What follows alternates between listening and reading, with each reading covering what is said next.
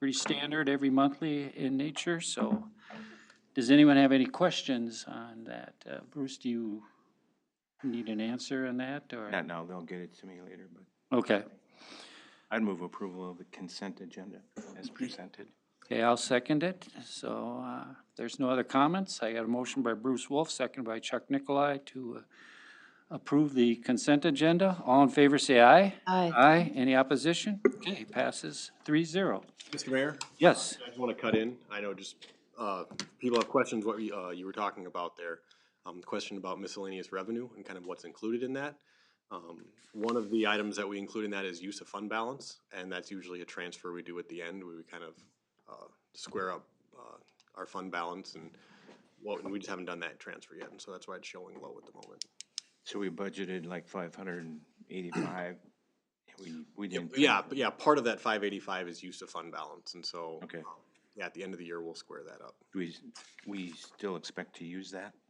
As far as I'm aware, yes. Okay, thank you. Okay.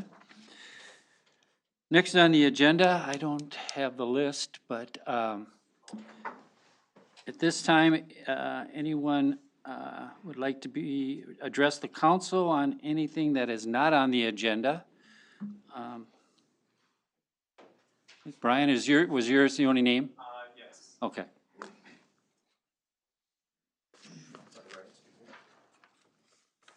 Thank you. Go ahead, Brian. Thank you, Mr. Mayor, members of the council. I just wanted to comment on the compensation study like I did last week one more time.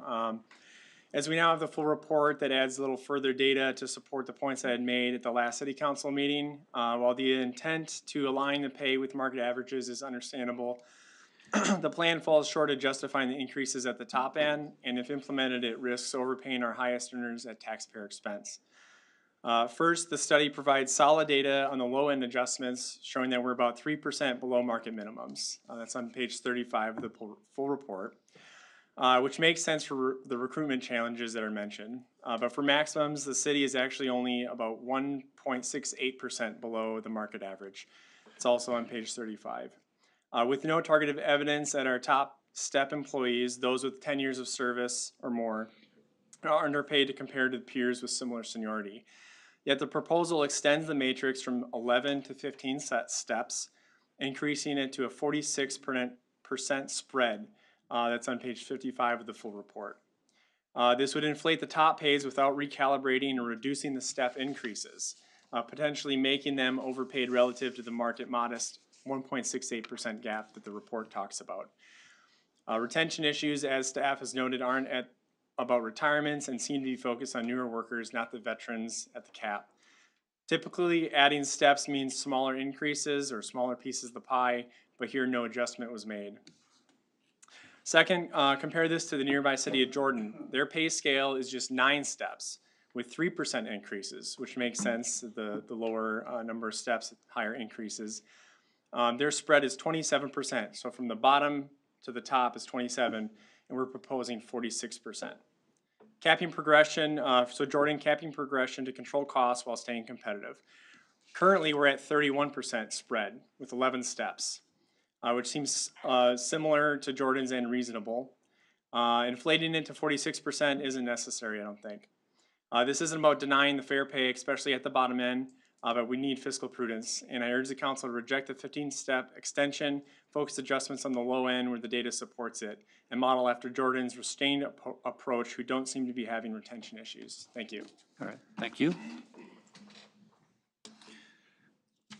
There's no one else on the list, but if anyone would like to address the council on anything that's not on the agenda? If not, I guess we'll move on to the next item on the agenda, which is Southern Valley Alliance Domestic Violence Awareness Month. Darlene. Get my. All right, there we go.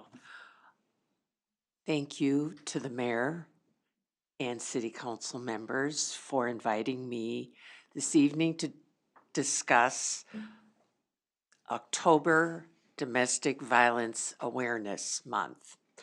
I am a volunteer. My name is Darlene Sawyer, and I volunteer for Southern Valley Alliance, which started in Belle Plaine in the 1980s. And in January 2024, they moved to Shakopee, where they have a new building, a new facility.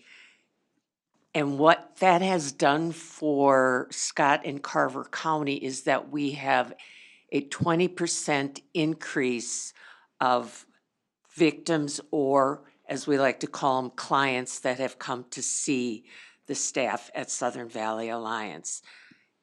In New Prague alone, we have helped 35 individuals regarding domestic violence. And when we talk about domestic violence, there are 4 types. There is the physical, which everybody thinks about or which comes to mind. There is also financial, there's emotional, and then there's verbal. We have a hotline that takes over 2,000 calls a year. And what those individuals on the hotline do is they help them with crisis intervention, emotional support, safety planning, and other resources, because some of these individuals need to leave their home immediately. Southern Valley Alliance is a prevention and solutions focused organization. They partner with law enforcement, social services, and healthcare providers. Okay.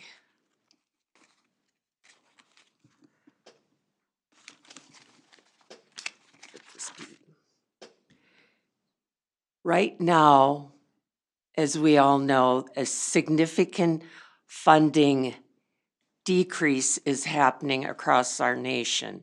This is also affecting Southern Valley Alliance. So they now really do a lot rely on community members to help them when they can, be it volunteering, financial donations, or there's other aspects like the Purple Patch program. And every police department in the Scott County district or Scott County has a Purple Patch to end domestic violence.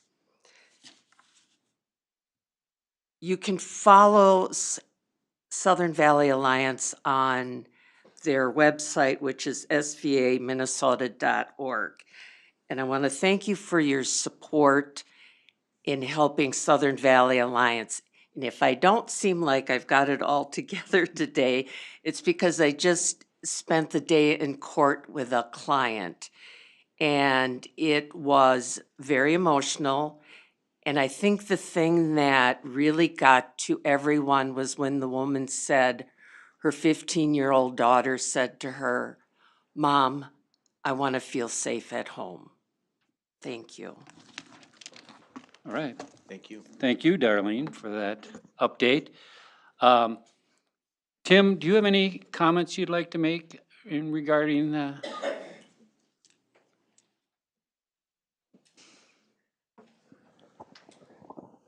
Not particularly. We're just proud to be a part of this program and support it, as are the other agencies within Scott County. It's been something that we've been proud to be a part of for the last 2 or 3 years. So we'll continue to do it, and our officers will wear the patches.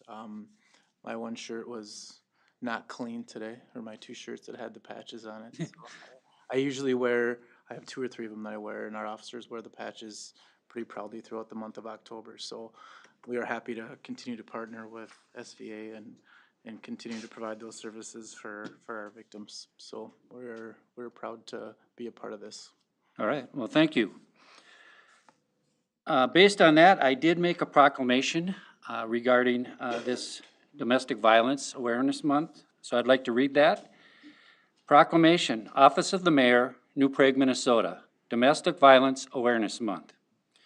In the city of New Prague, in recognition of the critical work being done by domestic violence advocates in service and of the survivors and victims they serve, I encourage all citizens to actively engage in the work and events sponsored by Southern Valley Alliance and other organizations working towards the elimination of domestic violence. Whereas 1 in 3 women and 1 in 4 men in the U.S. have been the victim of severe physical violence by an intimate partner in their lifetime. Whereas more than 23,000 calls are placed to domestic violence hotlines nationwide every day. Whereas calls to our local domestic abuse crisis line, Southern Valley Alliance, has significantly increased in this last year. Whereas the impact of domestic violence is felt not only by individuals and families, but communities and the nation as a whole. Whereas the city of New Prague joins with others across the state of Minnesota and nationwide in supporting domestic violence victims and survivors, the advocates and organizations who serve them, and holding offenders accountable in New Prague. Now therefore, I, Charles L. Nicolai, Mayor of the city of New Prague, Minnesota, do here proclaim October as Domestic Violence Awareness Month. Thank you, Darlene. I'd like to give you this to you.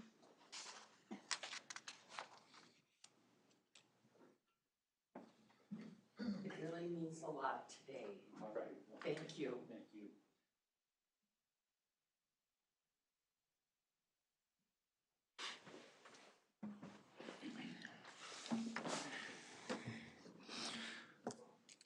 Okay, next on the agenda, we are going to have a public hearing on the assessment hearing for the 2025 street and utility improvement project. I'll let Chris kick it off. Okay, You need to open a public hearing or anything? Oh, yeah. Do you want to formally open the public hearing? yeah, okay. I guess I'll make a motion to open the public hearing. I'll second. Second by Maggie. All in favor, say aye. Aye. Aye. Any opposition? Okay. The hearing is All right. open. Thank you. Thank you very much. So I am here for the assessment hearing on the 2025 Street and Utility Improvement Project. My name is Chris Knudsen. I'm the project manager for on this project with SEH. I'm also the city engineer for the city of New Prague. So with this, I do have a presentation that we'll try to make our way through here. Just a moment, getting connected. Technical issue here. So this is the last of the meetings on this project. Whoa. Not trying to make that more effective than it has to be, but It's almost Halloween.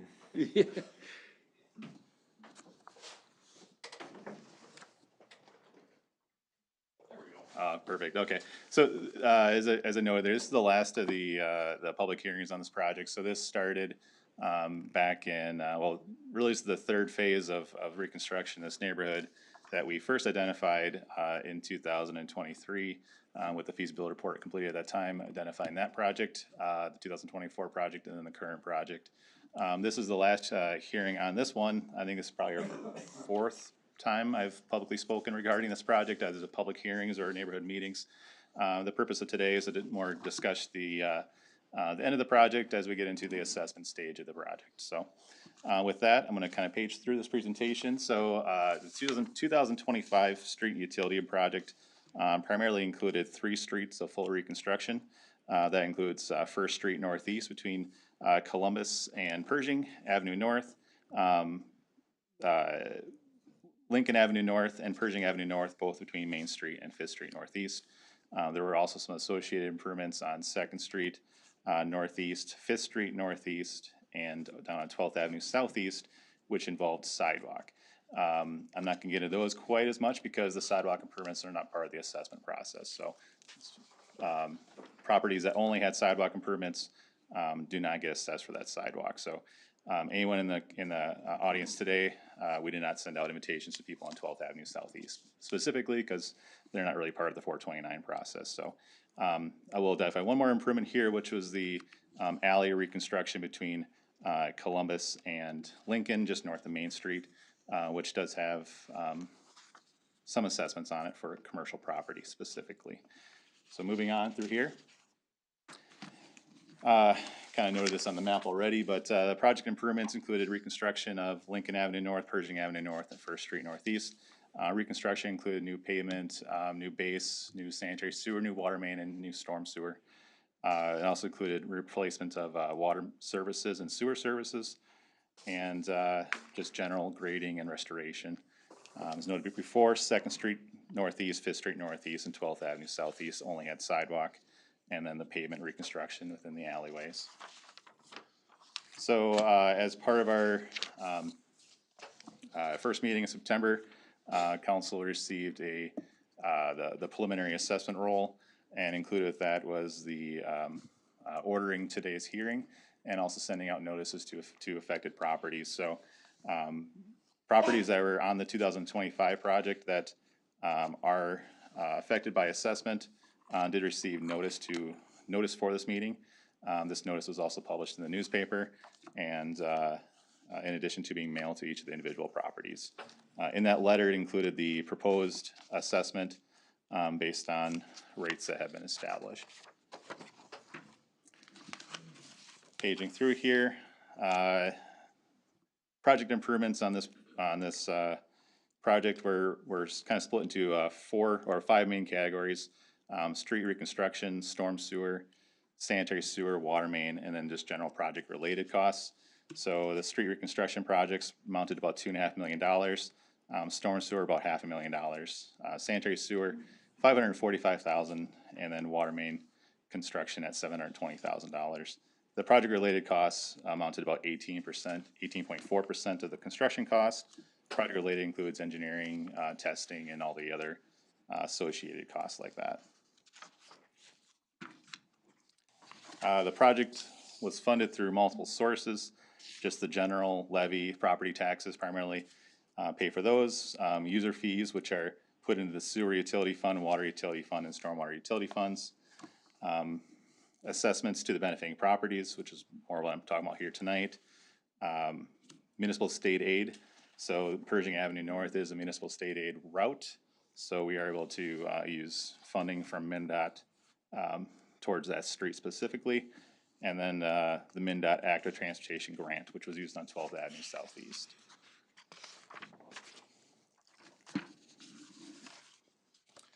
Breaking down that estimated project funding, the neighborhood contribution, which is essentially the assessment amount, is about $1,503,490, with the remainder just over $3.55 million going towards the citywide contribution. So everything but the assessments adds up to that $3.55 million.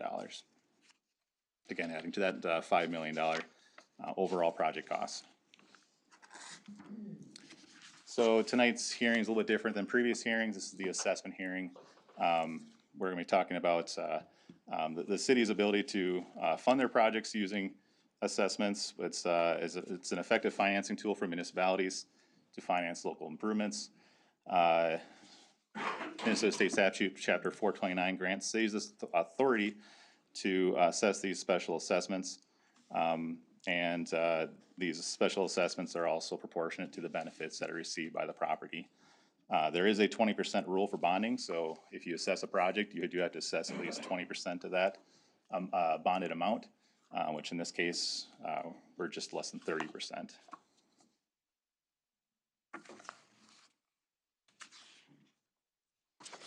So how are assessments determined? Well, there's basically 2 ways to do it. One is looking at assessments as either a fixed rate or a per foot type of basis.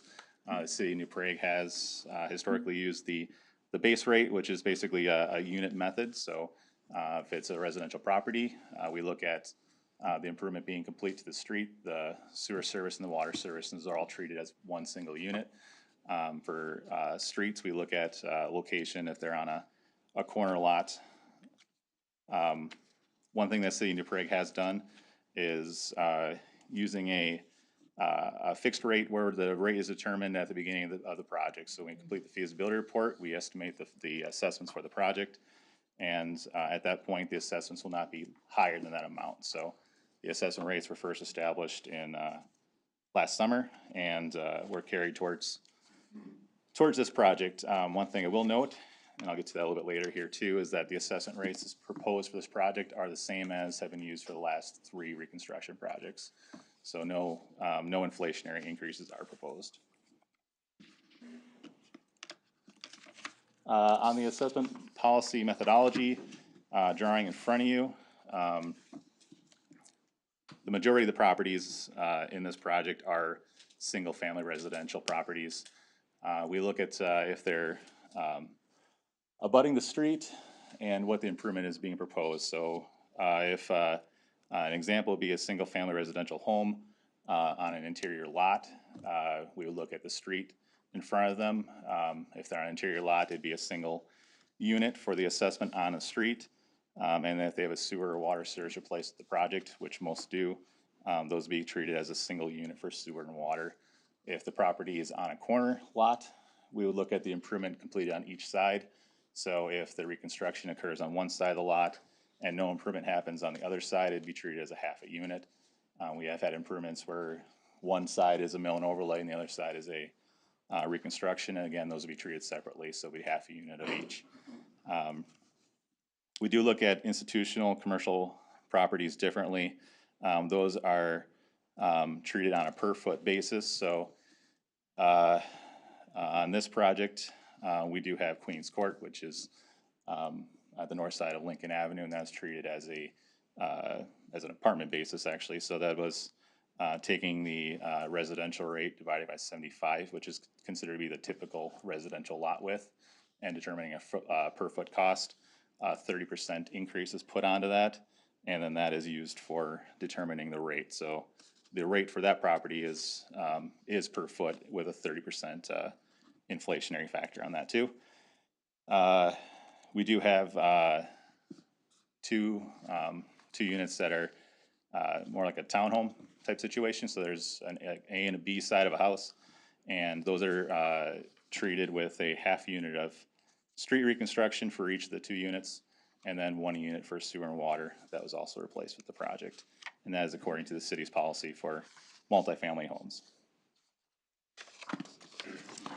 So going into the proposed assessment rates, 1-inch water services are proposed for $3,350 per water service. Sanitary sewer services, $2,490 each. Full reconstruction, $9,190 each, so that the typical residential assessment is $15,030. So that is for a home that's got a full street and then each sewer and water, which is the majority of the properties that are on the project.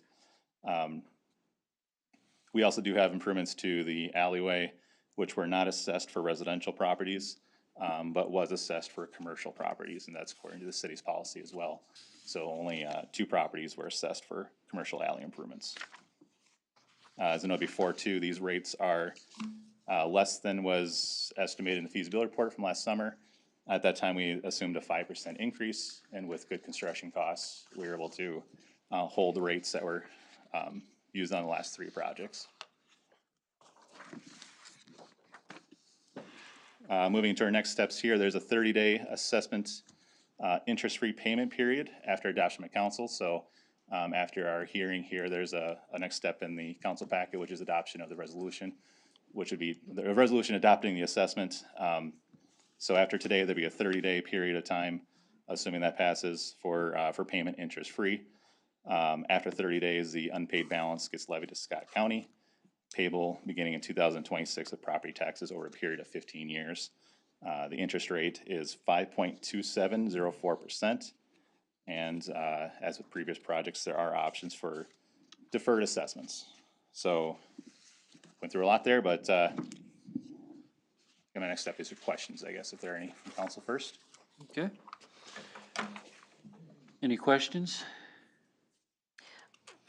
Yeah, Chris, can you, if you can remember, because I don't, what the different reasons are for deferment? Yeah, and I may ask Josh to kind of help out here a little bit too, but there are options for military service and senior over 65, I believe. Yes, we got a few of them. So an applicant may apply based on a hardship for one of the following: 65 years of age or older, retired by virtue of permanent or total disability, a member of the Minnesota National Guard or military reserves ordered into active military service, or according to Minnesota statutes, city councils can defer special assessments for unimproved property until a designated year into the future. The other thing is applicants may apply based on income, low income. And just of note, the low income one is handled administratively, so that way no private information gets out. And then in terms of the other one, the age, disability, or military, that one is approved by council at a meeting after the deadline for application turn-in. Thank you. Okay. Any other questions? Thanks, Chris. I'll step aside here. Okay, if anyone who would like, I know no one signed in, but if anyone would like to address the council, you're more than welcome at this public hearing. You can come to the podium, state your name and your address, and ask any questions. Hopefully we have answers for them.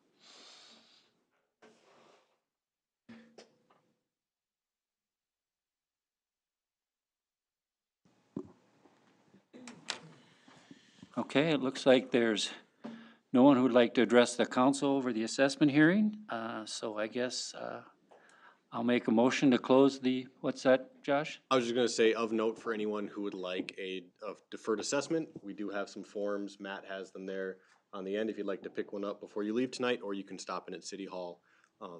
If you are applying for deferral, it does need to be done within 14 days. So that clock, assuming it gets passed tonight, that clock would start tomorrow. So you'd have to have them in by the 4th of November. And you can certainly call if you have any questions, or if there's certain things on the form that are confusing, we'd love to help you fill it out, so. Go ahead. Yes, please. Thank you.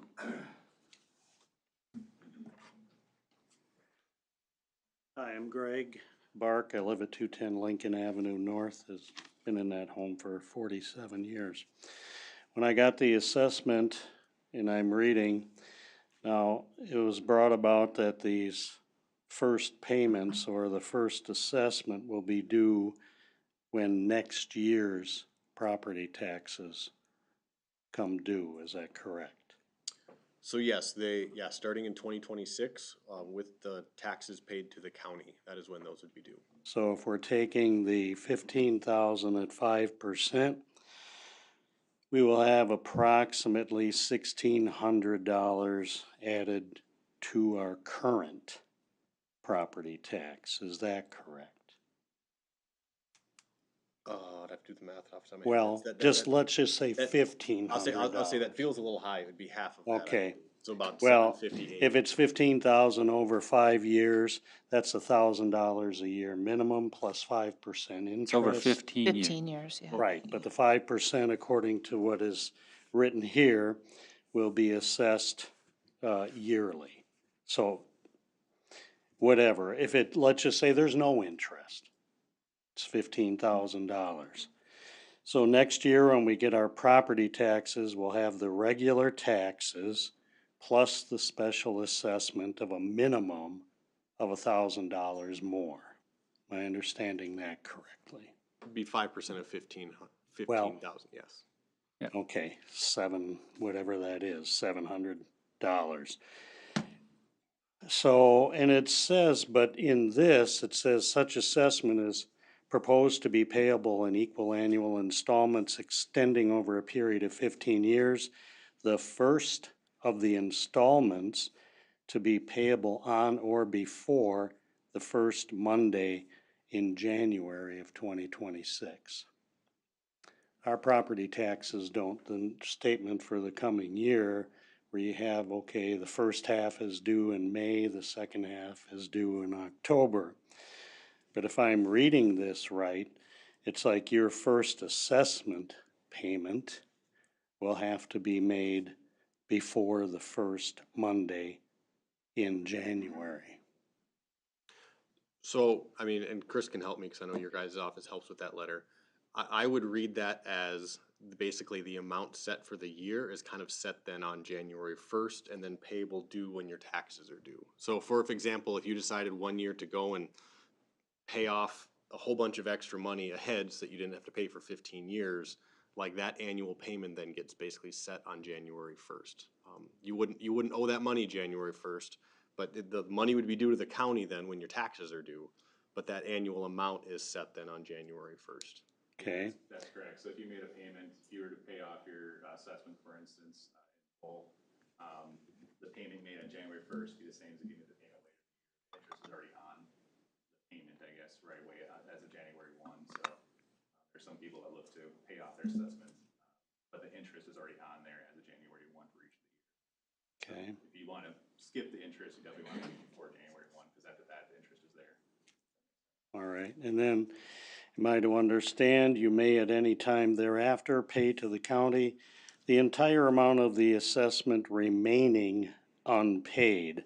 So I'm looking at it like a car loan. If you, are you allowed to do that? Or Correct. once you go ahead with this assessment, it's just gonna be Nope. put on there for 15 years? You are allowed to do that, but as Chris stated, that once January 1 hits, whether you pay January 1 or if you pay December 12th, you're gonna pay the same amount of interest for that year, but you can pay off all the subsequent years at once if you would like. Okay. So if we now leave the council tonight, we don't really have to do anything. You approve this 15,000. When we get our property tax statements for the next year, the coming year, it will have this assessment on there. That is correct. Right, your actual payment vouchers. Yeah, That's it. will include, so Yeah, if it's whatever it is, 15, so let's say 1,500 plus the interest is gonna be closer to 1,600, and that'll be in addition to, if you're already paying 2,400 in normal taxes. that is correct. Correct. Okay, And as stated, there is a 30-day period for the next 30 days that if you want to come prepay any amount to the city, you can make one payment that's basically interest-free towards it. So if you wanted to put $1,000 down or something over the next 30 days, then that wouldn't get charged interest going forward. okay. All right, thank you. All right, thank you. Any other questions, comments? Okay, yes. State your name and your address, please. Cynthia Rochelle, address 315 Main Street East. Wanting to know about next year's inspections.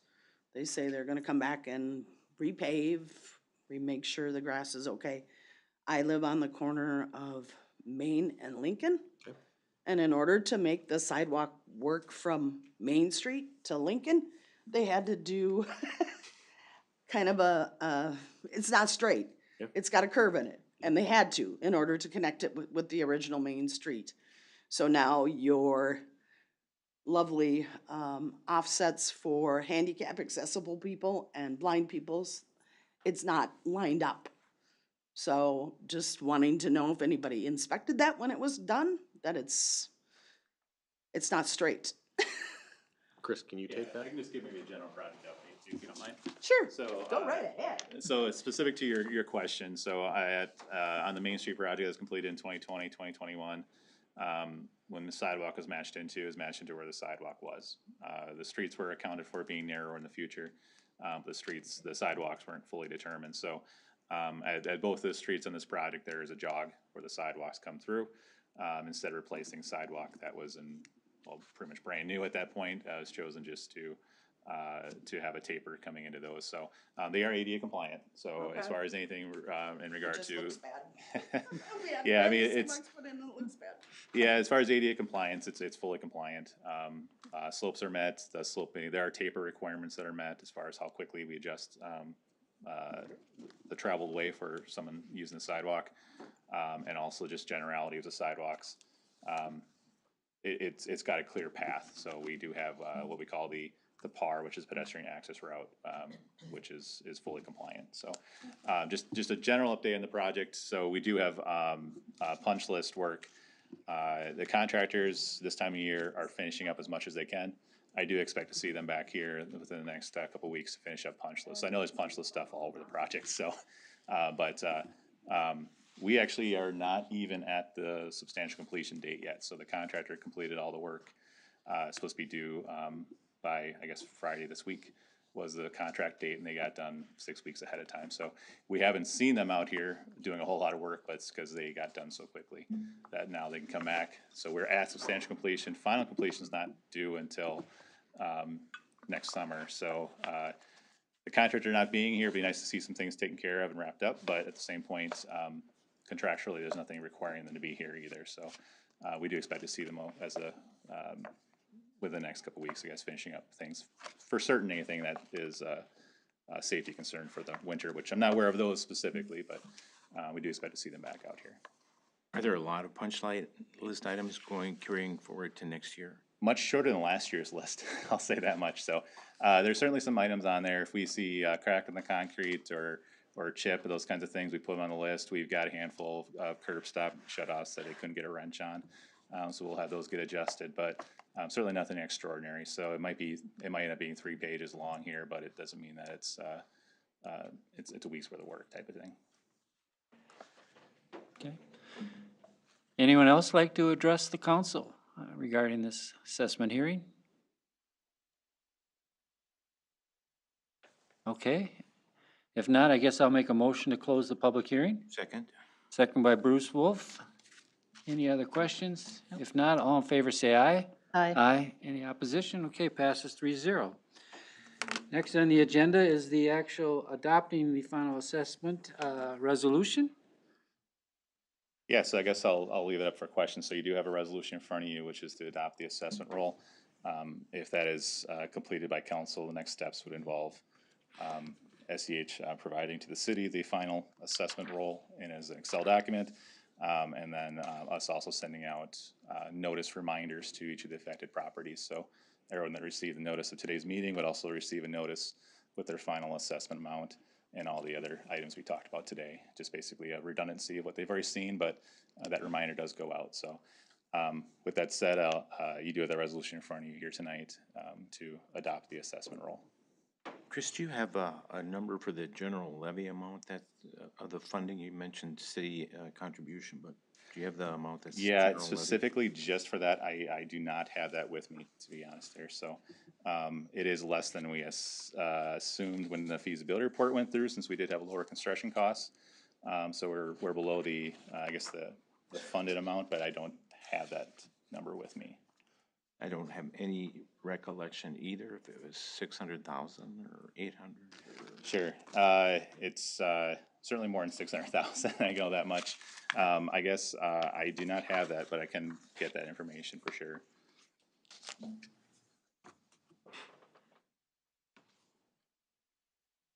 Do you remember when we last talked about that? I can go see if I can pull the old. I would have provided it with the award letter in the spring, I believe, just the estimated funding breakdown.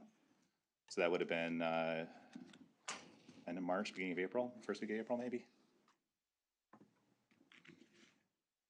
It's not a material different or lower. It's not materially lower than. It's, yeah, so whatever, so I did provide an update with the award of the project. It is lower, but it's not, a large factor, I guess. Okay. So one thing I will say, all the costs I did provide tonight are based on estimated final project costs, which so far have come, well, those are based on the actual bid.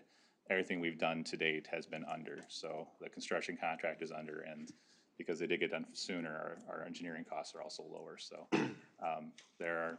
they're lower kind of across the board, but these are all maximum values that you see. And that's already calculated into the assessment numbers.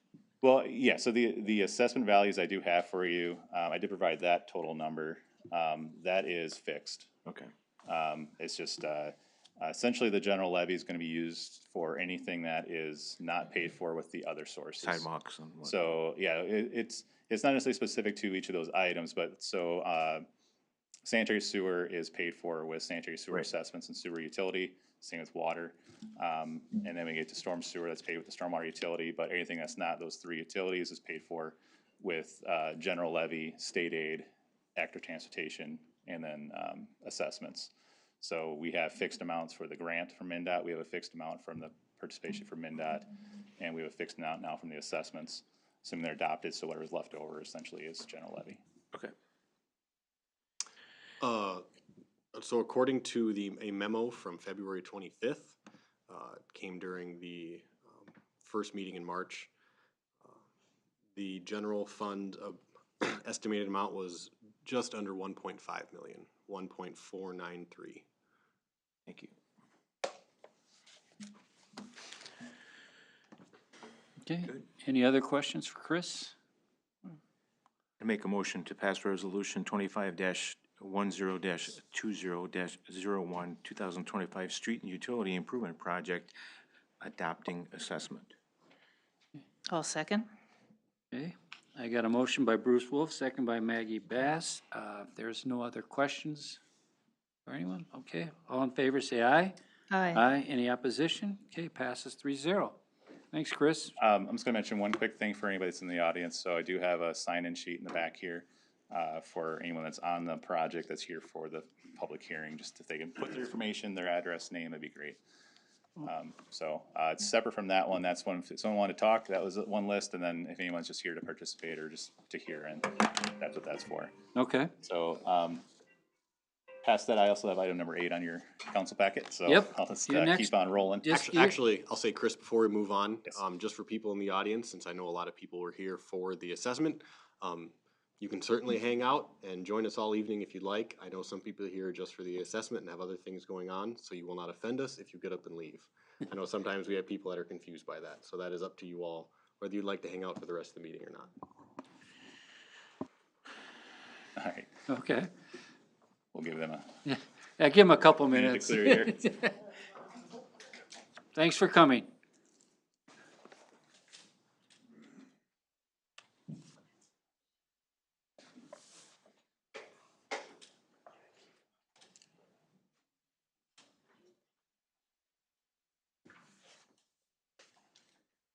Okay, Chris, you can. All right. Next time on your agenda is the city engineers project update. This is my similar update that I provide to you at every council meeting. So I do have updates on 2024 project. I was supposed to see some work happen this last week, which unfortunately I did not notice. So we'll have to kind of work our way getting the contractor to finish those items. On the 2020. Oh, sure. Yeah. Thank you.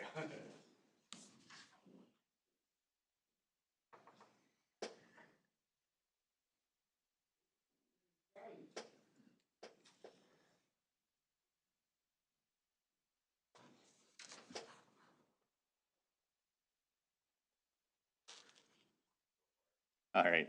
So, sorry. So 2024 project, we are expecting some weed spraying, some service repairs, and some patching to happen. We did meet with the contractor the previous week and asked for a schedule, and we were told that was all going to happen last week. And then unless Matt tells me otherwise, I don't think any of those 3 items happened. So I think we're going to be getting a little more aggressive on closure for that project and taking care of those items. So we have also met with them regarding liquidated damages, which are currently in the amount of about $28,000 for failure to complete the project on time. So that'll be something that I'll be working with Matt and I guess whoever else needs to be involved in that to pursue, I guess, to get that project wrapped up. So Do we have that's plenty of holdback for that 28,000? still holding 2.5% on the project. I think it's about $4 million contract, so we still have about $1 million in retainage on the project. So should be enough for them to want to get it done, but that is still something to be demonstrated for us. So yes, we are still holding retainage and plenty of leverage in that regard to get it completed. Most of the items we're talking about are at this point beyond the liquidated damages. We're talking about warranty repairs, I guess. So they're items that were completed, and then some damage that was that was made to some city streets that needs to be repaired. So not necessarily large items as a whole, but need to be addressed, and certainly won't be closing that project out until they are. On the 2025 project, obviously we had tonight's assessment hearing, and as I mentioned earlier, there will be some punch list repairs needed on that project. Nothing of terrible significance on that, but I am expecting to see them hopefully in the next 2 to 3 weeks here, probably a little bit less than that. So you can imagine contractors this time of year trying to get the big stuff done, and they'll come back and get this one fixed up.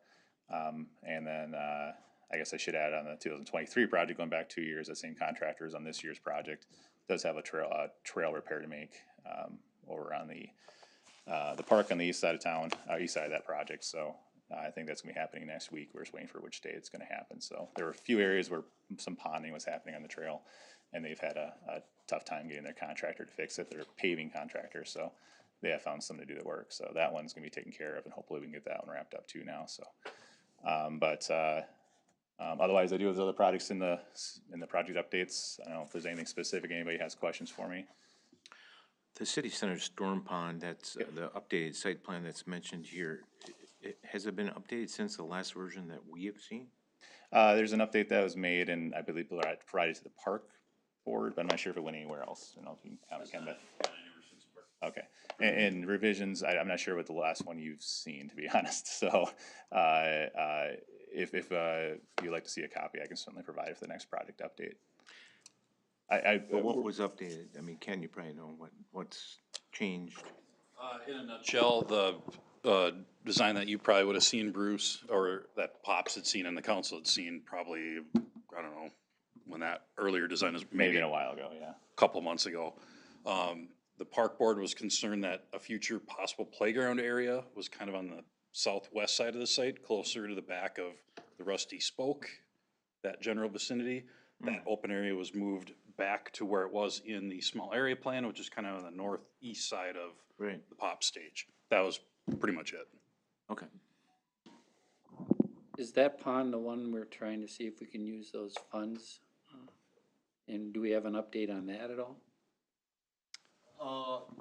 Yeah, so I guess we have heard from, we're kind of working with Kennedy and Graven at this point as to the exact process of how to free those funds up in terms of, there are certain federal audit requirements that Ken and I are trying to figure out exactly through that process with our auditors right now. And then, yeah, we are working with Bolton and Mink at this point, to kind of move it forward at their level. And from, working with them, we are able to use those funds with Bolton and Mink, and so it won't necessarily, they're, as we discussed, they're funds that are already sitting there, and if we don't use them, they've got to go back to the state. And so, without having to dip into our general reserves, we do seem to be able to use those funds to work with Bolton and Mink. So that process is kind of continuing forward, and as we get, it seems like when you work with the state, you hurry up to wait a long time on stuff, and that's kind of where we seem to be at this point with the project. So the plan that we have, is that a working plan, or is that something we could actually bid off of, or do we? Yeah. Are we still in concept? So the status of the construction, the plans, they're at 85% construction level, so. Okay. They're fully developed as far as design goes, with some modifications that made more recently need to be integrated, but, not quite the level of going out to bid, but very close. So, as the, other associated items with the project, if it does use deed funding specifically, the bid contract would look drastically different than a locally bid project. So once that's figured out, then the next steps for us is, I guess, putting together the contract documents. But we're kind of in a holding pattern as far as the CH goes on the project until that's all determined. But we're at a point where the plans are 85% is where we're putting them at. They're probably a little bit further along than that, though. Thank you. Thank you. Next is ordinance for introduction, dogs on patio. This is not a topic we've talked about at all previously, but we had a business retention visit with Giesenbroy Beer Company about a month and a half ago, the EDA did. And one of the things that the owner of Giesenbroy, Aaron Hutton, indicated was that they are considering making some changes to their operation. Not to get into the details too much, but they currently operate as a brewery with a tap room. And if they considered turning themselves into a brew pub, which is more of a restaurant type with food, they would no longer be able to continue to have dogs at their establishment, which are currently allowed in the establishment, and they also would not be allowed on the patio. State law for restaurants, which is what they were looking at possibly becoming, never does allow dogs on the inside if you have food. But a relatively recent state statute, 157.175, does allow cities, whether you're statutory or home rule like we are, to allow dogs on the patios if you follow certain criteria. So a number of cities have passed a similar ordinance and basically took that template, talked to a city attorney on what they have seen their other client cities do, and that is the ordinance that you have drafted in front of you tonight to consider that would allow dogs on a patio. There's some things like the servers can't pet the dogs, dogs can't sit in a chair, dogs can't, lick the plate, that kind of thing. That's very specific to state statute. Our ordinance would be, if you wanted to move forward with it, also allow dogs to go into the inside of the building in order to get to the patio. And that's specifically because our outdoor patio requirement does not allow people to go directly from, let's say, a public way or a public parking lot to a patio. You have to go in through the building so that wait staff can monitor, and that's mostly for combating underage drinking and that type of thing. So that's the one different quirk to this, and I do want to note, it's a completely opt-in program. It just gives the ability, if an establishment would like to offer the patrons to have a dog on the patio, it's entirely up to them to do that, and nothing more than that. So it's just something that could be made available. I don't think I really have anything to note. Had talked with Tim about it. We initially were kind of thinking to make it part of the liquor license application, but this could be for a patio with or without alcohol. So actually, technically, it'd be its own form you'd have to fill out, but kind of an annual declaration that they would have to make in order to do that. But some cities charge for the little permit application and fee. Some cities don't charge for it. I don't know. We haven't talked at length internally what we would recommend, but I think the highest fee we saw was $50 a year. But anyway, just wanted to put in front of the council and see if you have any questions about this type of an ordinance, or if you have any reservations or any changes you'd like before further consideration of it. But generally pretty straightforward, just providing for the option for dogs on patios at a restaurant.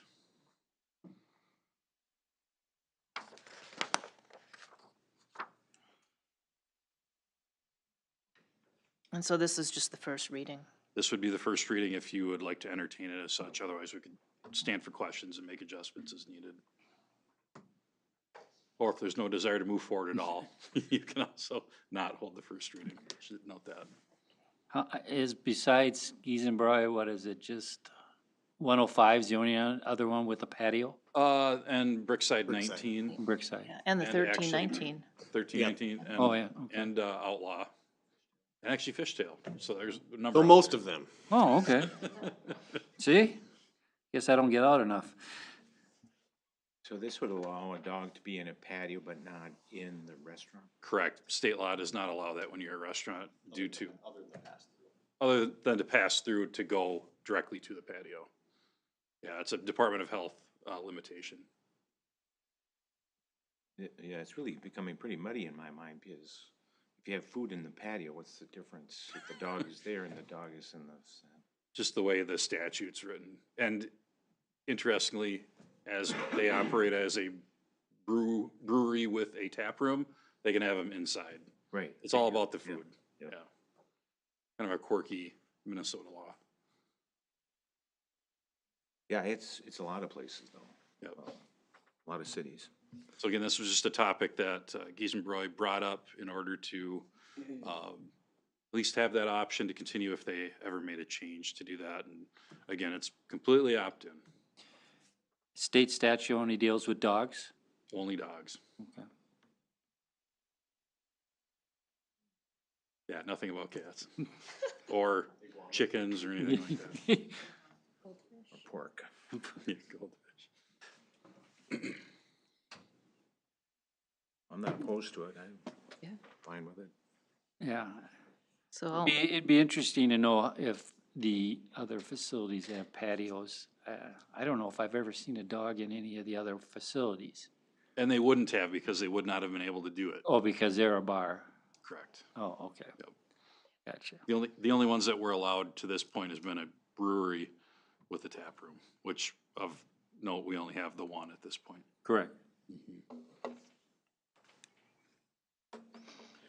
Do we need a motion or just to say that we're reading it? So you would need a motion to basically, so it's gotta be approved on 2 readings. You approve it on the introduction reading and the final reading, is how ordinances go. So we'd need a motion and a vote on the first reading, and we'll bring it back at a future meeting, generally the second meeting, or the next meeting, and then you'd vote on it again.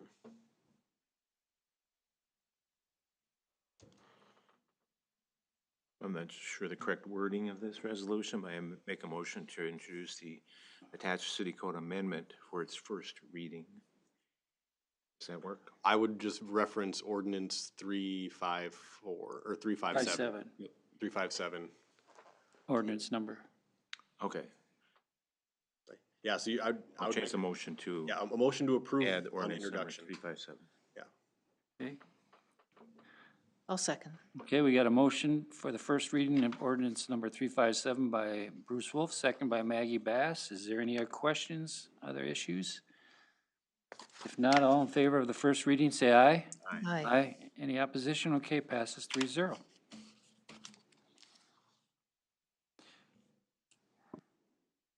There's no ordinances for adoption, so next we're dealing with the resolution regarding the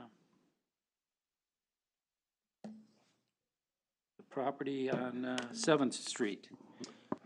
Yeah, I can provide a little background on that topic. Mr. Michael Wynant is the property owner of 703 2nd Street Northeast. Pretty much everybody familiar with the lot being on the corner of former County Road 37 or 7th Street and Lexington Avenue North. Over the past number of years, Mr. Wynant has owned the property, has done 3 different plats in the property. It is now known as Pond 3rd Edition with 4 lots on that property.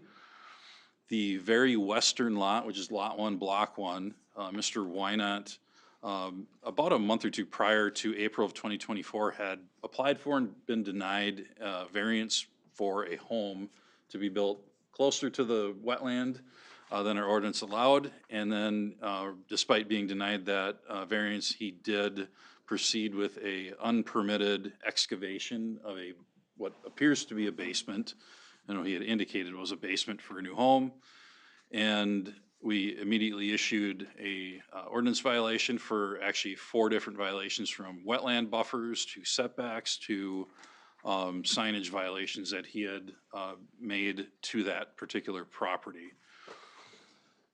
In a roundabout fashion, it took quite a while to get through the court system with Scott County through the ordinance violation. He was ultimately cited and convicted of a misdemeanor through the Scott County criminal prosecution efforts, and he received a fine, probation, and ultimately the issue was not cleared up. The site, if you go there today, still has a large excavation. He actually has some Jersey barriers in the hole and around the perimeter, but he is still in full violation of the items that existed back in April of 2024.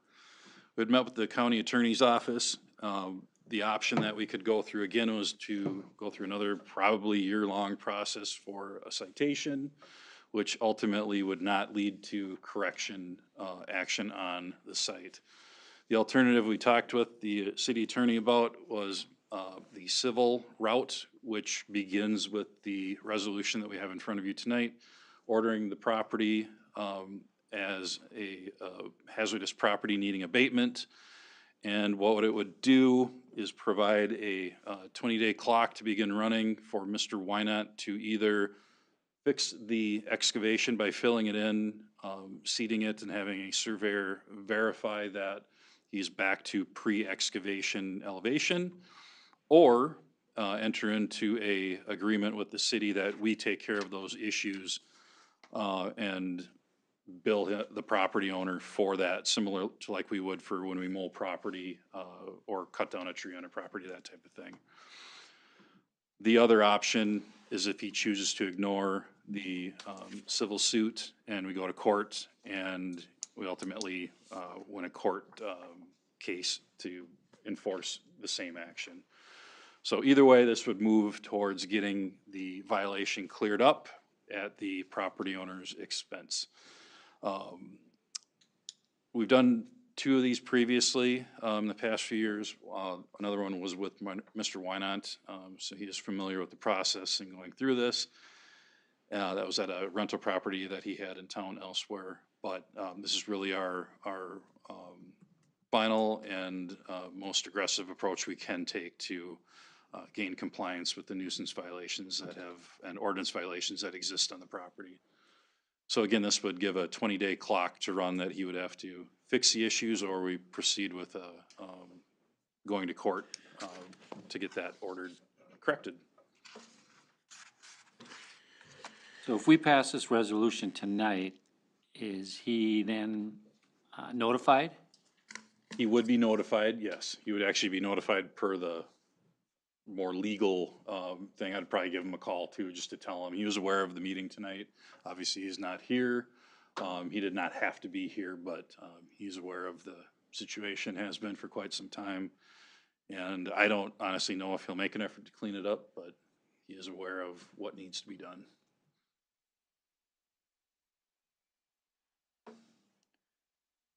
Anyone have any other questions? I'm not an attorney, so I wonder about, the plea agreement dismissed the first 3 items. They were dismissed, so it just seems odd to me that we've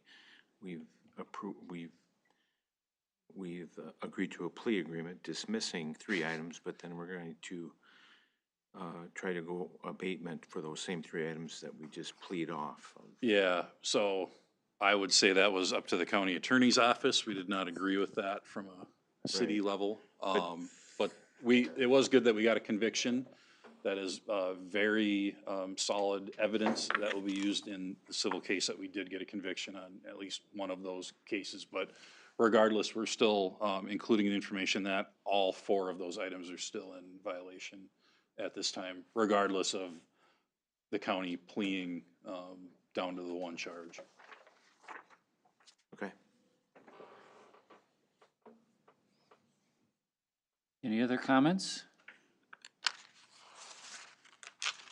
I guess I'll make a motion to approve resolution number 25-10-20-02 regarding ordering abatement of hazardous property. I'll second. We got a second by Maggie Bass. Any other comments, questions? If not, all in favor say aye. Aye. Any opposition? Okay, passes 3-0. Thank you. Thank you. Hopefully, we can let people know that something's gonna happen there, because I know I got addressed today, actually, on the topic, so. Okay, next, general business. I think, Robin, are you gonna handle the personnel policy handbook update? Yes, I will. Thank you. Good evening. So you've probably heard us speak about, particularly at budget meetings, paid family medical leave going into effect January 1, 2026. So this is an additional offering besides family medical leave that employees will be able to utilize, or full-time or eligible part-time employees as well. So what this memo is asking is to update our handbook so that the family medical leave and the paid family medical leave calendars align, so that they're both a rolling 12-month period. Right now, the FMLA calendar is calendar year, and paid family medical leave will be a rolling 12-month. So this is just asking for your approval to make that update in the handbook effective January 1. And then we are required, if you approve this change, we're required to let employees know about this change by October 31st. This month. This one, yes. And then on a side note, but not to confuse this request, there will be a couple other handbook updates that will be coming at the November 3rd meeting, just with additional changes on how paid family medical leave will work. So some additions and things like that, so. But those don't have the same time restraint? Correct, yep. If we make this change, it's a requirement to have it notified to employees by October 31st. So that's why we're bringing this one separately.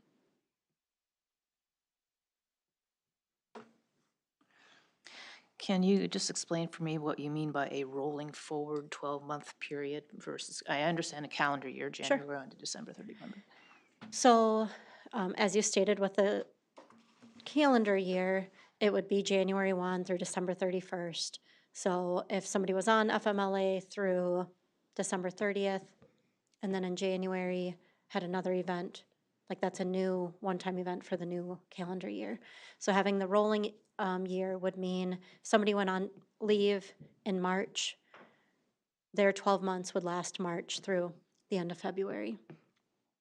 So of course, if they had another event in that time, it would have to be a second event in those 12 months versus if somebody went on leave in March and then it was the following April of that year, that would be a new event because it would be in the 13th month. Okay, thank you.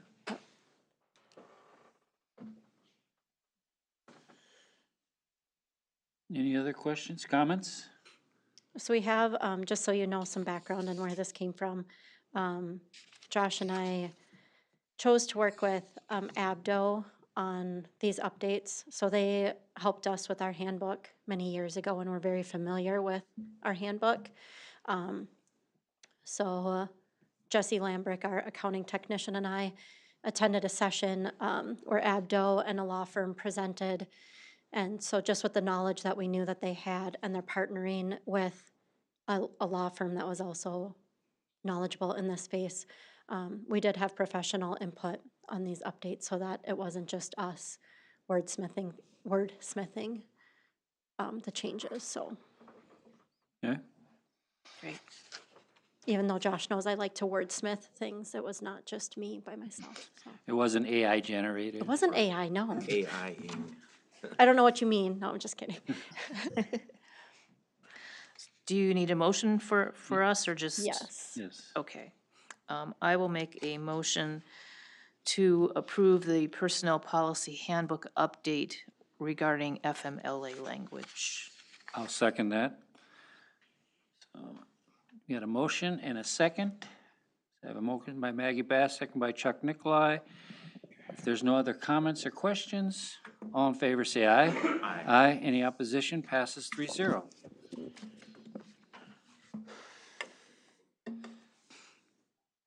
Next, Rebecca, are you gonna take this? Been waiting so patiently. Thought you were gonna bail out with the assessment. No, I know better than that. Rebecca Kurtz with Ellers. And as you know, on October 7th, we took bids for the EDA lease revenue bonds related to the financing for the police facility. So I'm really here tonight to just give an update of what happened, and I know that a couple of you heard this presentation at the EDA, so there will be some repeating. I'm sorry, I have nothing new from that meeting. But again, we took bids on October 7th. First of all, as we've done, or as you have done as a city and EDA on past issues, the issue was rated by Standard & Poor's. Congratulations with the AA- rating with a stable outlook. There is a copy of the full report in the packet, but just a couple of things that I want to highlight for people that may be listening. Some of the things that rating is based on was the city's healthy, well-managed finances, growing local population, and the economic metrics that are consistent with similarly rated peers. Standard & Poor's also talked about the population and market value growth being healthy for the community, that reserve levels were robust compared with operating revenues, and the management practices were in place to support the financial stability of the community, not only now, but as they look to, or as Standard & Poor's looks to the future with that. So congratulations, that is really a testament to the work that you as the council do, along with all of your staff, to manage the city's finances and be responsible with that. I do want to note that the rating for this is a AA-, which would be considered like one step below the city's general obligation rating of a AA. That is very standard. It was expected or anticipated from Eller's perspective, and the reason for that is most of your debt at the city level is general obligation debt, where you may have assessment revenues or utility revenues, but ultimately on those issues, the city pledges its full faith and credit. This debt is, while we anticipate and would not, we would not anticipate the city not making an appropriation and paying one of its debt payments to the EDA. It does not have that general obligation pledge. And so just because of a little different funding mechanism, the Standard & Poor's rates at one notch down, considering a little more risk. So with that, we did receive one bid on this. It was from Baird in Milwaukee. And the true interest cost for their bid was 4.4856%. With that, it was about 50 basis points lower than the pre-sale report that we had presented to the EDA. So about 50 basis points or 0.5% from where we had anticipated that to be. So from that standpoint, I think good news. In addition, we did receive a premium bid, which in very, very simple terms means we were able to get more funding than what was needed to fully fund the project. And so with that, we were able to reduce the bond size. So the project is fully funded as anticipated, but we were able to reduce the bond amount from $10,130,000 to $10,040,000. What that means is then a lower interest expense over the life of the bonds. With that, we are looking at closing, and funds would be available for October 30th to reimburse the city for the expenses paid to date, and then funds will be available for any expenses moving forward. Along with in the packet, there is an updated final payment schedule. It will be about $630,000 for annual debt service over the term of that. These bonds are callable, so in 2038, if you wanted to prepay all or part, or if there was an opportunity to refund for interest savings at a lower interest rate, you'd have that opportunity without penalty. And with that, I will happily take any questions. There isn't an action needed for this. It's just informational. Did you say 2038? Yes. That's more than 10 years? We went slightly more than 10 years because of the 30-year term. Okay. So I'm assuming, Becky, that's why the interest rate drops off at 2038? You know, I think that's a little more coincidental. With what we are seeing right now, just in the market generally, we're seeing a little higher rates in the short term, and then after about 10 years or so, we're seeing them drop, and we've seen a lot of bids come in that way. So I think it's just a coincidence that timing was exactly where it is, but that is what we're seeing right now on most of our sales. And I think we talked about at the EDA, what was the rate in May in the initial CIP?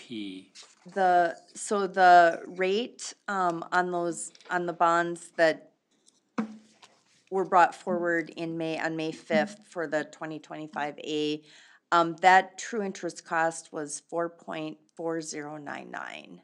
So, the difference between, the two issues was about 8 basis points.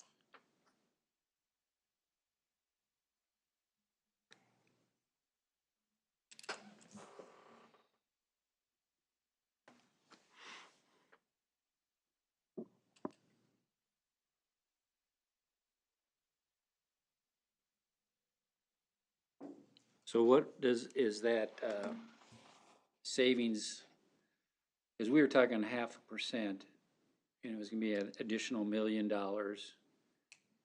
I think, over the 30 years.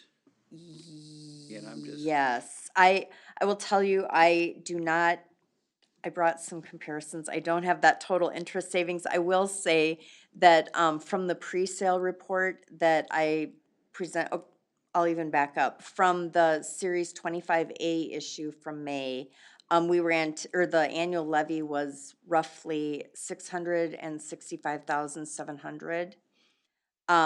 Then with the pre-sale report that was presented to the EDA, these are estimates, we had estimated an interest cost of 5%, which would have meant the levy was at 714,800. And with the bonds that actually sold and the true interest cost of 4.486, the annual levy is, about 660,000, and that includes, that is the debt service payment plus the extra 105% that is required, under Minnesota statute. So I know we've talked about it. Can you explain why, even though the interest rate is slightly higher, why the estimated levy is in fact 5,000 lower?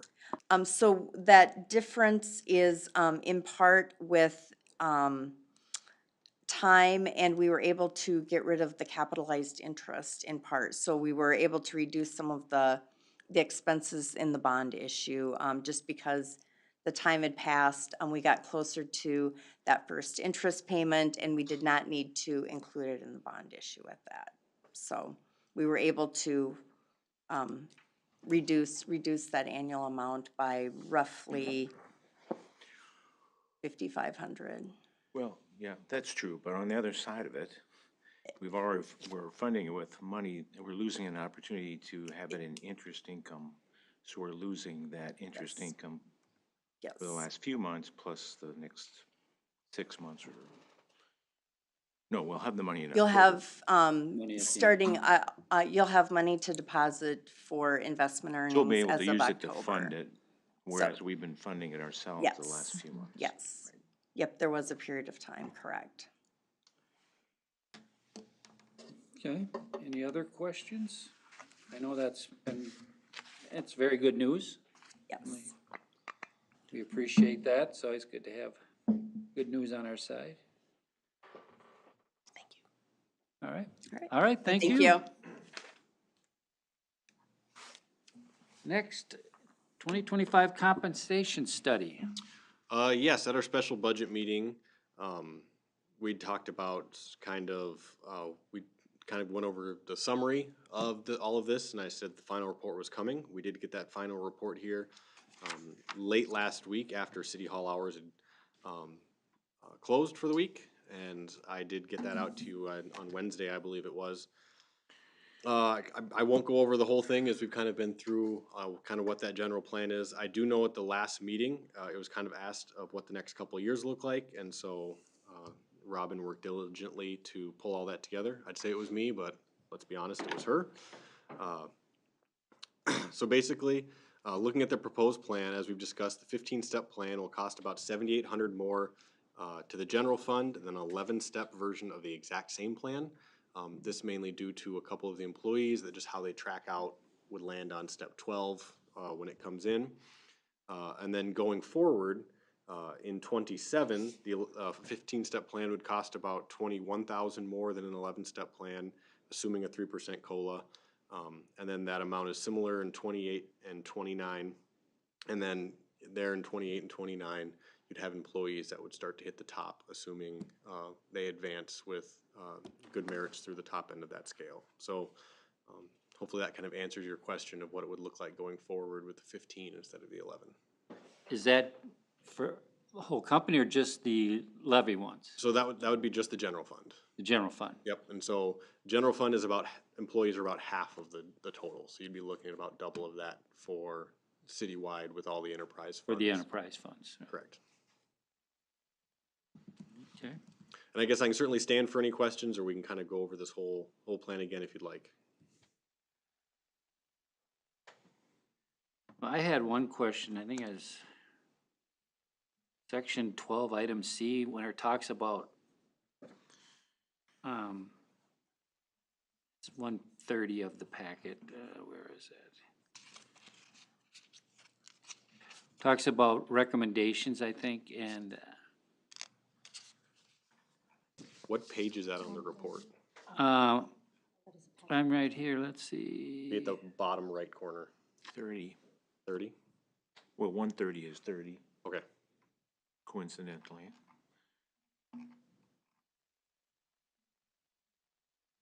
Yeah, But that's a survey part of the report. I'm not sure if you meant that. well, at the top, it says, however, the open response revealed that there's Yeah. a department in need of material infrastructure improvements, more tools. Well, if it's anonymous, how do we know that can be achieved? That's a solid question. I would assume that we would just kind of look internally and say, are there any departments that seem to not have the tools they need? That's, Okay, yes, reading through some of these, I mean, because obviously they're anonymous, and so we took that very seriously, and Robin and I do not know who sent any of these comments in. right, and that's fine, I just, they make this recommendation, I think, they, on infrastructure, and I'm like, well, if it's anonymous, how do we, as a city, know what specific department this was talking about? I don't recall that we did a employee survey like this with the last one. And you weren't here, obviously. That would be a so- question for the people the historians of the group. And my experience with, we did a lot of culture surveys, so I'm very familiar with that part of it. But there seems to be a automatic bias if you do it as part of a compensation study, is obviously employees are in tune to the reason you're doing the study, and if you do a culture survey at the same time, it's going to be skewed for it. So I think it's great information. I think it's great to have the employees involved, and I certainly think it's great for employees to be regularly surveyed. But I just wonder about some of the questions at this time frame when they know that the city council is looking at changing the salary structure or whatever. So I think I'm like some employees. I would certainly try to say things that would favor the possibility of improving compensation. I think that's natural. But, and 39% of or 39 employees, 81%. It's always difficult to figure out where the source of some of the information is coming and whether we feel good about 10% or 15% of being negative or some of the some of the questions, if we feel okay with that or not. But some of these questions in this survey, I think, is maybe a topic for another day, because I think there's, like you asked, Chuck, well, what tools aren't you getting to perform your job, and what does that mean? Are we talking about hammers or knowledge or computer education or? That is, you are correct. That is something I think that we would need to dig into. Or what that is. And I think it's probably more valuable information for you to try to ferret out what maybe some of the department nuances are in some of this and with the survey part of it anyway. And I noticed they had a spelling error on page. Did I miss one? 28. I read through this about Well, unless 18 it's times. page 28 above competitive and transparent compensation. across New Prague's agencies, there's a desire for competitive Yep. salary.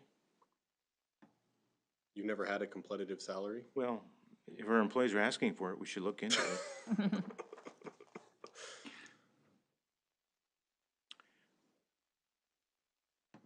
But we would ask them to correct that and Yep. send it back.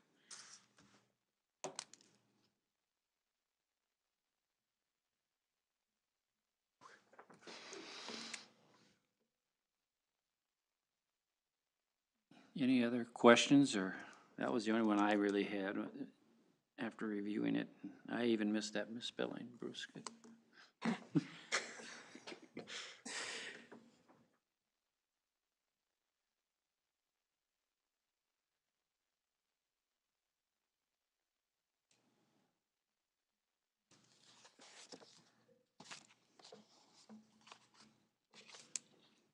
Maggie, your comments on the study? No, I don't have any comments on the study. I know that this is the final one, and we certainly had an opportunity to review the preliminary. So I don't know that much has changed. So yeah, really, in fact, the one that we reviewed is included as one of the appendixes of this one, the summary of it. Yeah, this final one really included just more of the data that wouldn't have been shown in the summary. By its very nature, the summary summarizes much of it, so.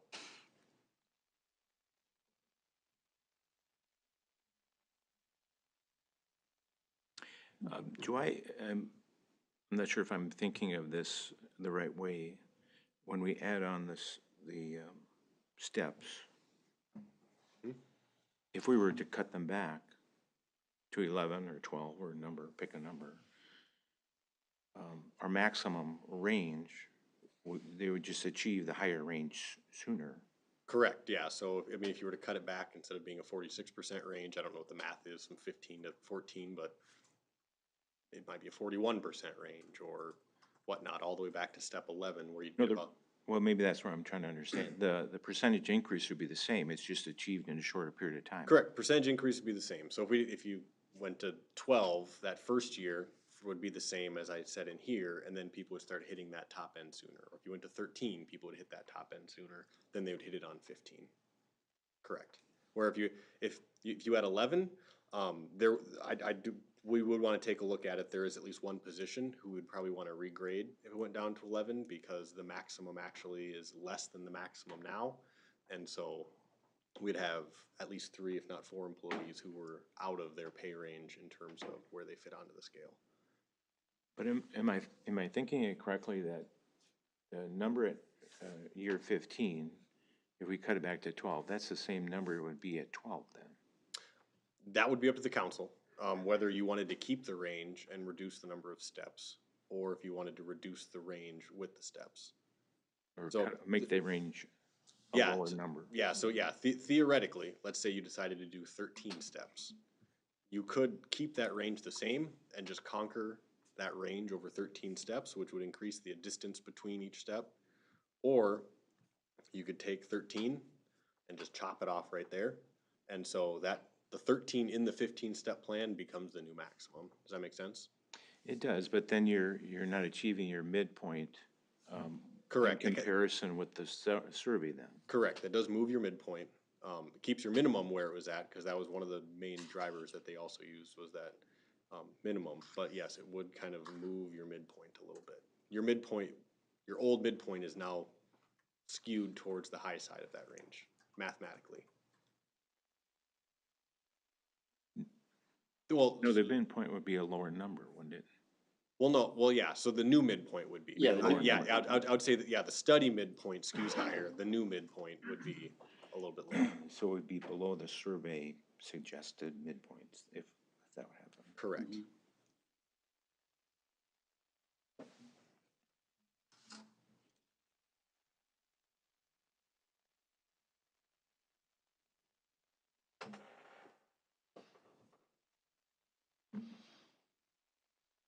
Well, I know Sean had particular questions and he was gonna review in the interim here, and then he got the material, I'm assuming? He received the same time I did not receive any questions from him, I guess, since I sent it out to you guys. Bruce, are you maybe suggesting that we table this until Sean is in attendance? I'm not saying that because we're all gone sometimes and Yeah. we can't stop. Yeah. I just know that there's specific things that he had questions about, and I didn't know if they were addressed or he wasn't able to kind of say what they were because he Yeah, I'm not- wanted to look at the survey. Yeah, he did not reach out after I sent it out to you guys. I think he was more about the data points and Okay. stuff like that, and I don't think this report is what he was looking, I mean, this is a full report, but I think he was looking at more, the way he was alluding to it, was talking about the data points and that sort of thing, and I Yeah, I guess I'm not sure. mean, that's all I remember, is that I think he thought he was gonna see like the data dump or something of the report.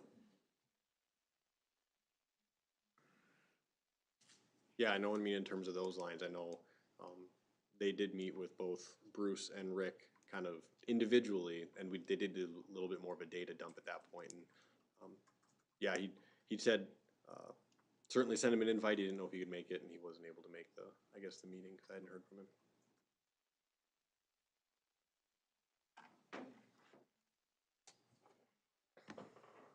Well, what do we wanna do?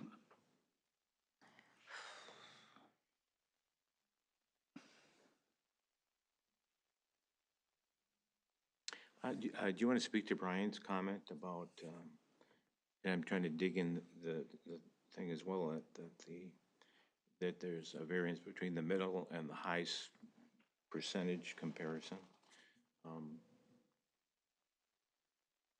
I'm trying to verbalize the point you tried to make before, Brian, about the top end has a higher correlation than the medium pay area. Do you see that in the survey? So I think what I understood, from Mr. Paulson's comment was that if you look at the survey data from the surrounding cities, the minimum pay comes in at a little over 3% low versus our competitors. And the maximum pay for our current system comes in, I think it was somewhere between 1% and 2% low. So we'll say a little more than 1% low. Now, corrected and then adding the steps on top, from what I understood, is that the the minimum may be corrected and closer to kind of the survey area, but by adding the steps on top of it, it certainly does make that high end higher than some of those surroundings. So if the minimum moved up 3%, step 11 may be closer to where that maximum is, but by putting step 12, 13, 14, 15, it certainly does afford an opportunity for city employees to make a higher end wage than maybe some surrounding. I know certainly who you talk to is going to depend on whether it's a good thing or a bad thing. As an employee, it certainly sounds like I'm advocating for more of a wage, but it certainly does give you a competitive advantage per se, but it does cost the city more. And so that is I guess, choice the city council would have to make. But just talking through it just a little while ago, I thought adding the steps is actually going to give you a midpoint that considers that, and that it wouldn't be true that if you stayed longer, you would effectually get you a higher salary. But I know, yeah, going off of what basically they told us, that they based it off of both that minimum and that midpoint is really what they worked off of. That was me kind of trying to read exactly what they're saying here in terms of where we currently are and where we are going forward, and the top end of adding steps on top of it. the midpoints that they're using is using it with those additional steps, correct? I believe so, yes. Okay.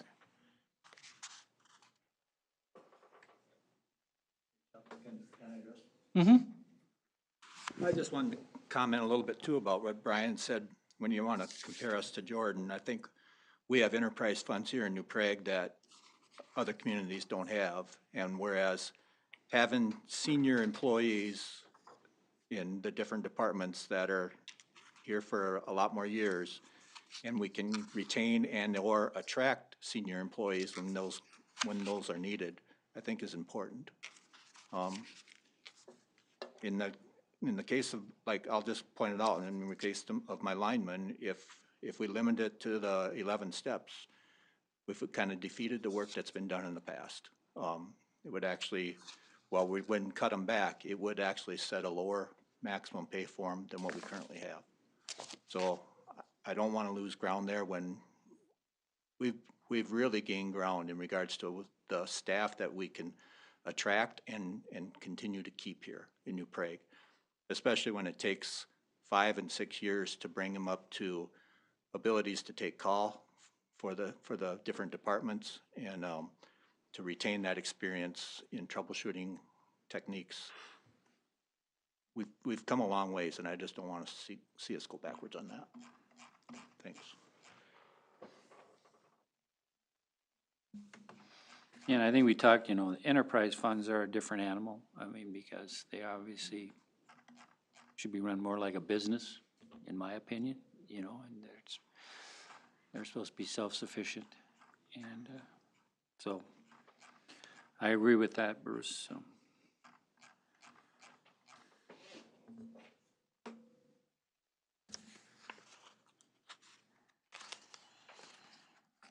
What are you looking for? I think they're looking for approval. Yeah, I mean, I guess at this point, if the city council's ready to move forward, I'm looking for approval. If not, I'm certainly looking for direction that you would like us to do, either taking back to AutoSolve or do internally with this particular plan.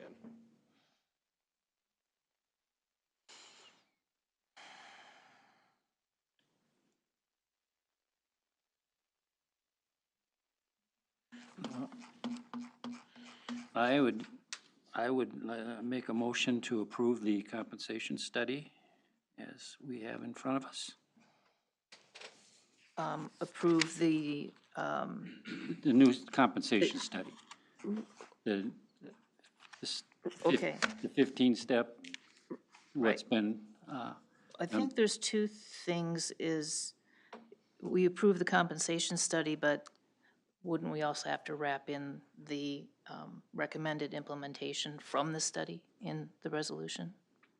Yeah, I mean, Yeah. I think you would basically, I think that implementation is part of the study. So if you basically Okay. approved the recommendation of AutoSolve, it would be to implement January 1st, kind of with that 3.3% increase, and then slide into a step, and then the pay matrix. I just as they- wanted, as they laid out. wanted yeah, clarity. I'll definitely amend my 15, yeah. motion saying approve the study and the implementation. And also, thank you. And I'll second that. Okay, I got a motion and a second. Any other questions? All in favor, say aye. Aye. Any opposition? Okay, passes 3-0. Good. Miscellaneous. Bruce, do you have anything you want to bring up? Yes, a very eccentric kind of question. Did anyone get an email from this person from Czechoslovakia? Anybody? No. You guys? I have not, I'll be honest, I get weird voicemails from China and whatnot, and so it's possible it's spam. Just gonna start with that. I was just gonna try to find it. Looking to find some place to exhibit collection from Czechoslovakia. It seems like a legitimate email. And I'm not sure why they sent it to me, if it's because I'm involved in the Historical Society or something, but a very elaborate collection of scales.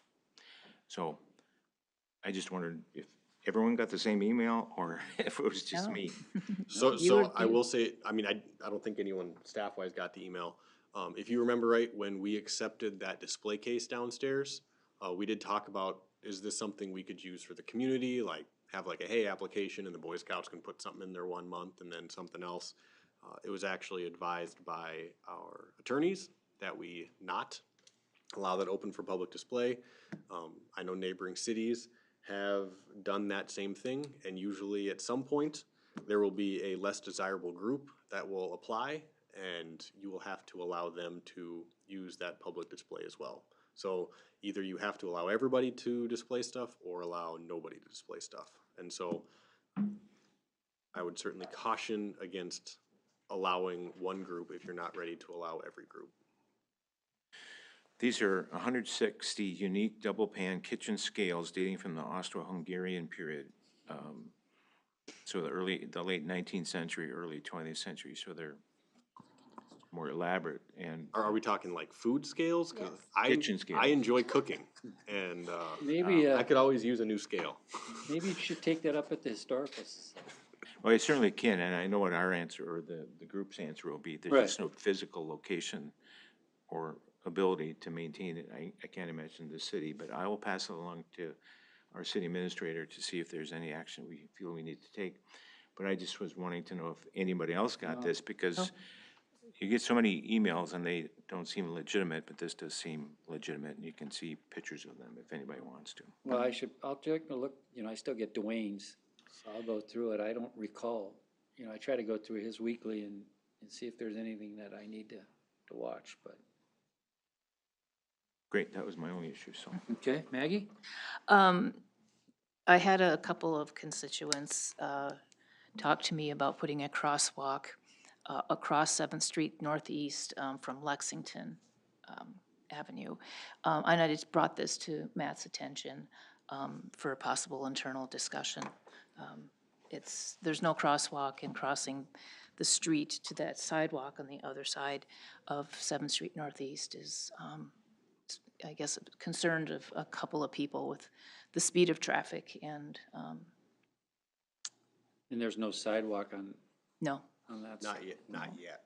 I would say internally, I think we've even had that conversation a few times of whether it's a crosswalk or some sort of speed control, intersection control could be put right there, because it's not just pedestrians. I know sometimes cars also struggle to use that turn left especially. yes. On either direction. So I know as we go forward, it's certainly something we'll keep our eyes on, and what could we do there to help both cars and pedestrians Right, better yeah. traverse that intersection? Because there's a home on the west side of Lexington on that corner, and they have a tree, and that tree blocks the ability to see oncoming traffic when it's in leaf. When it's the wintertime, it's a little easier. So again, it was just a concern of some constituents. Okay. Thank you. Anything else? No. Anyone on the tables there want to bring anything up? Okay, I don't have anything, so I guess I'll make a motion to adjourn. I'll second. Second by Maggie Bass. All in favor of adjournment, say aye. Aye. Aye. Any opposition? Okay. Thank you, everyone. Round 2. It's too late to move tables. Are we Thought about just, moving tables? We really can if you'd like.